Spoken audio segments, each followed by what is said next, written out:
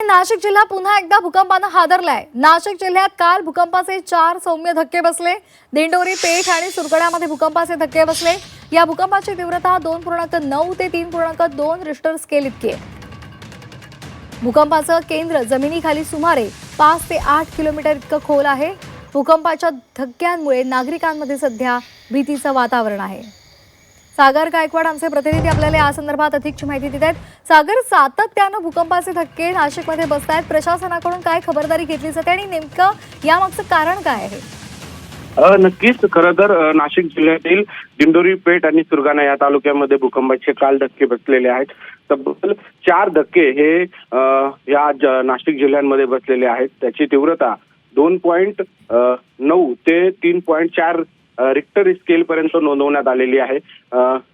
त्यानंतर हे सगळे जे धक्के गेल्या 2 महिन्यापासून 64 पेक्षा बच्चे धक्के हे नाशिक जिल्ह्याला बसलेले आहेत। खरं तर पाऊस हा नाशिकमध्ये गेल्या काही दिवसांपासून पडत होता आणि वैज्ञानिक तज्ञानुसार ज्यावेळी पाऊस जोरात पडतो त्यावेळी भूगर्भामध्ये मोठ्या प्रमाणात हालचाली होतात आणि यानंतर भूकंपाचे काही बसतात असं देखील तज्ञांकडून सांगण्यात आलेलं होतं।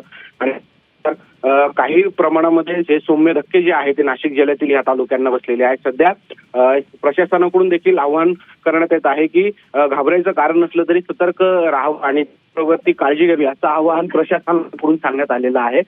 सध्या प्रशासन अलर्ट मोडवर आहेत।